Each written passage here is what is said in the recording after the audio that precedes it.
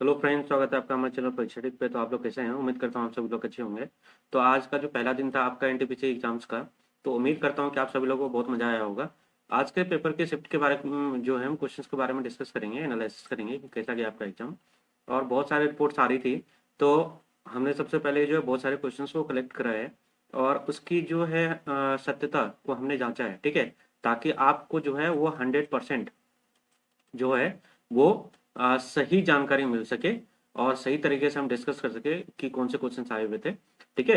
तो इसके लिए हम आप हमारे साथ बने रहिएगा, हमारे जो है लास्ट तक बने रहिएगा, क्योंकि लास्ट तक हम आपको बहुत अच्छी जानकारी देंगे। और ताकि आपको जो है नेक्स्ट शिफ्ट में जो है आपको कोई भी परेशानी का सामना ना करना पड़े और आप अपनी तैयारी जो है उसके अकॉर्डिंग कर सके, ठीक है फ्रेंड्स। तो आज का जो है 28 दिसंबर था और एनटीपीसी का जो कि आज दो शिफ्ट हुए, दो शिफ्ट में एग्जाम होना था, ठीक है। तो हमने क्वेश्चंस को सभी को इंक्लूड कराया है और हमने मेन मेन क्वेश्चंस को इंक्लूड करा है। तो बने रहिएगा आप हमारे साथ। चलिए स्टार्ट करते हैं, ठीक है। देखिए फ्रेंड्स, तो देखिए आज का ये 28 दिसंबर एनटीपीसी क्वेश्चन का हम डिस्कस करेंगे। तो चलिए पहले क्वेश्चन देख लेते हैं। जैसे इन्वायरमेंट से आया था, तो मैंने आपको बताया था कि भाई इन्वायरमेंट बहुत ही हॉट टॉपिक बन रहा है। क्लाइमेट चेंज वगैरह जो है यूनाइटेड नेशन पे भी जो है बहुत सारी डिस्कशन वगैरह होता रहता है।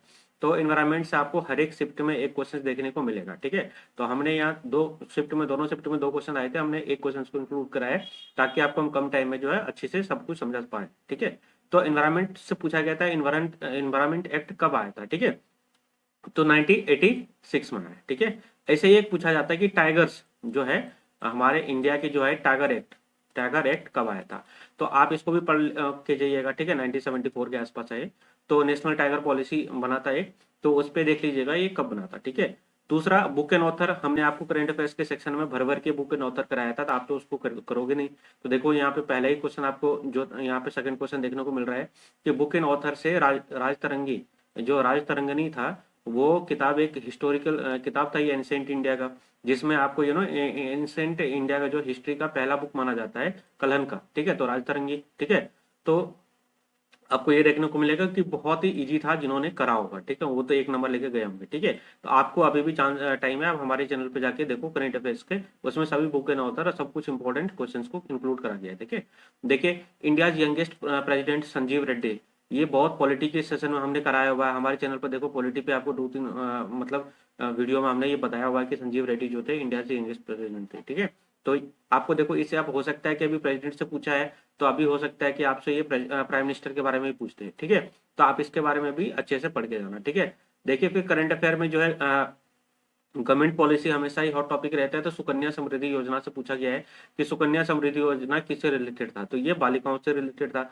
यानी कि जो हमारे यंग वुमेन्स होती हैं, जो बच्चियां हैं, तो उनके लिए एक ग्रोइंग एज में ये भारत सरकार ने काफी जो है इनके लिए ये योजनाएं लागू करी थी। इसके बारे में आप सुकन्या समृद्धि योजना के बारे में आप ढंग से पढ़ के जाइएगा, ठीक है। और भी जो भी स्टेट्स की जो भी महिलाओं और लड़कियों के बारे में जो भी योजना, जैसे वेस्ट बंगाल हो गया, महाराष्ट्र हो गया, और भी स्टेट की कई सारी योजनाएं जो हमने करंट अफेयर में इंक्लूड करा है, आप वहां से देख के इसको अपने एक नंबर को सिक्योर कर सकते हैं, एक नंबर को सिक्योर कर लीजिएगा, ठीक है।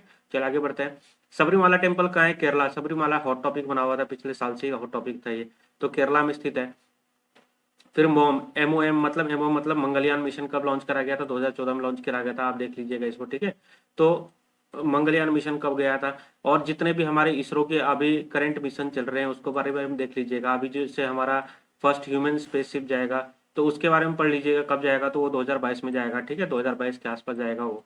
तो आप पढ़ लीजिएगा उसको, कौन सी कंट्री से हम में ट्रेनिंग करवा रहे हैं, कौन सी कंट्री में हेल्प ले रहे हैं, किस कंट्री से हम क्या भेजने वाले हैं। फिर हमारा अभी रिसेंटली और भी सारे काफी सक्सेसफुल इसरो के मिशन थे। जीएसएलवी के बारे में पढ़ लीजिएगा। जीएसएलवी ये सब पूछा जा रहा है फ्रेंड्स, क्योंकि पीएसएलवी के बारे में पूछा गया। फिर डीआरडीओ के वेपन्स के बारे में, जो पिनाका जो होता है मल्टी बैरल रॉकेट लॉन्चर, उसके बारे में भी पूछा गया है। तो आप ये सारी चीजें पढ़ के जाइएगा, क्योंकि ये पूछे जा रहे हैं, ठीक है। उसके बाद देख लीजिए आप, लोकसभा के सीट्स के बारे में पूछा गया, जिसमें 512 होते हैं। ऐसे ही आपको हमने राज्यसभा के बारे में भी बताया हुआ है। राज्यसभा में कितने होते हैं? 250 होते हैं, ठीक है, ये बता रखा है हमने। तो आप पॉलिटी की क्लास में हमारे देखो जाके, वहां पे सब कुछ हमने बता रखा है, सब कुछ हमने कवर कर रखा है। वहां से डायरेक्ट डायरेक्ट क्वेश्चन आ रहा है, देख लो आप, 512 आते हैं। फिर देखिए, डीआरडीओ पिनाका बताया था, अभी मल्टीवरल रॉकेट लॉन्चर सिस्टम के बारे में आता है क्वेश्चन, यहाँ से पूछा गया है। फिर पूछा गया कि नॉर्थ ईस्ट सिक्किम जो है, नॉर्थ ईस्ट में कौन सा स्टेट नहीं आता है, तो वो सिक्किम नहीं आता है, क्योंकि सिक्किम जो होता है पूरा भूटान के बगल में और नेपाल के साइड में आता है, और नॉर्थ ईस्ट से कटा हुआ हिस्सा है। इसलिए ये सिक्किम नहीं आता है। ठीक है, तो आप इसको पढ़ लीजिएगा। ये हमारे इंडिया में कब ये स्टेट बना था? 1975 में बना था ये। ठीक है, 1975 में ये स्टेट बना था। पढ़ लीजिएगा इसको ढंग से। देखिए ये सारे क्वेश्चन से बहुत इंपॉर्टेंट होते हैं और करंट अफेयर से बहुत ही इजी क्वेश्चन पूछे गए हैं। हाँ, थोड़ा सा रीजनिंग में मॉडरेट टू टफ क्वेश्चन पूछा गया है, क्योंकि सिटिंग अरेंजमेंट में उनको बच्चों को टाइम कटवाना था, ठीक है, फंसाना था, तो इसलिए उन्होंने सिटिंग अरेंजमेंट में मॉडरेट टू टफ क्वेश्चन पूछ दिया और वहां पे बच्चे उलझ के रह गए। ठीक है, आप यहाँ देख लो कि सीपीयू से पूछा गया कि व्हाट इज कॉल्ड, तो इसको कहा जाता है ब्रेन ऑफ कंप्यूटर। सो बहुत ही इजी क्वेश्चन था ये। ठीक है, उसके बाद गोबी डेजर्ट कहाँ पे है? तो वही मंगोलिया में है। गोबी डेजर्ट मंगोलिया में। हो सकता है आपको इन फ्यूचर और भी डेजर्ट्स के बारे में पूछा जाए, तो आप इस सबकी पहले से तैयारी करके जाओ कि जितने भी डेजर्ट्स होते हैं, जितने भी लेक्स हो गए, जितने भी स्टेटिक पोर्शन है, सबको कवर करके जाओ, वहां से पूछा जाएगा। मैथ्स में देख लेते हैं, ट्रिगो से आपके 3 क्वेश्चन आए थे, फिर सीआई एसआई से 2-3 क्वेश्चन। सीआई मतलब कंपाउंड इंटरेस्ट, एसआई मतलब आपका जो है सिंपल इंटरेस्ट। ये सारे क्वेश्चन है ना, प्रिडिक्शन होता है, ये आपको कोई वो बताएगा नहीं।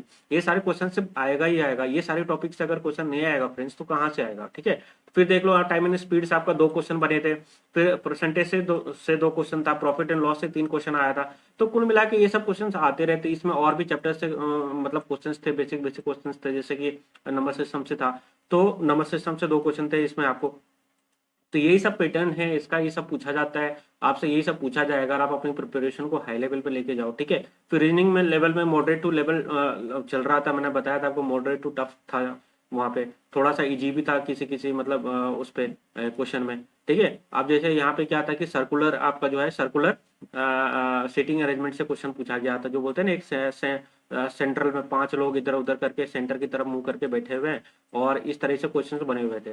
तो ये सारे क्वेश्चन इस हिसाब से आए हुए थे। आप लोगों के लिए इजी होना चाहिए, क्योंकि आप काफी टाइम से प्रिपरेशन कर रहे हो, तो अपनी प्रिपरेशन को नई सी थोड़ा सा धार दो, दोबारा से देख लो। ये सारे क्वेश्चन आए हुए थे। India youngest president Sanjeev Reddy, polity की क्लास करो। ठीक है, ये सारे को रट जाओ। फिर जैसे सुकन्या समृद्धि योजना, ये योजनाएं जितनी भी होती है सरकारी, ये सबको रट जाओ। फिर सबरीमाला टेम्पल, स्टेटिक से देख लो टेम्पल वेम्पल कहाँ होते हैं। ठीक है, ये सब पढ़ लो। फिर जो गवर्नमेंट इसरो की योजनाएं हैं, डीआरडीओ, क्योंकि ये सब अभी गवर्नमेंट जो हाईलाइट्स में, तो ये सब तो पूछे जाएंगे दोस्त। ठीक है, फिर डीआरडीओ से पिनाका रॉकेट लॉन्चर सिस्टम मैंने बताया आपको। हो सकता है कि आपको एमबीटी अर्जुन के बारे में पूछ लिया जाए कि भाई एमबीटी अर्जुन जो है वो टैंक किसका है। तो अभी रफाल आया था फ्रांस से। ये सारे जो है स्टेटिक पोर्शन है, ये सब आपको जो है पता होना चाहिए। ठीक है, फिर गोबी डिजर्ट के बारे में तो स्टेटिक पोर्शन ये सब पढ़ लीजिएगा आप। ठीक है, तो आज के एनालिसिस में इतना ही है। कल हम आपके लिए दोबारा से एनालिसिस लेके आएंगे, और ये सारे क्वेश्चन जो है बहुत ही इंपॉर्टेंट है, तो आप हमारे साथ बने रहिएगा। ठीक है, thank you so much, bye bye, take care.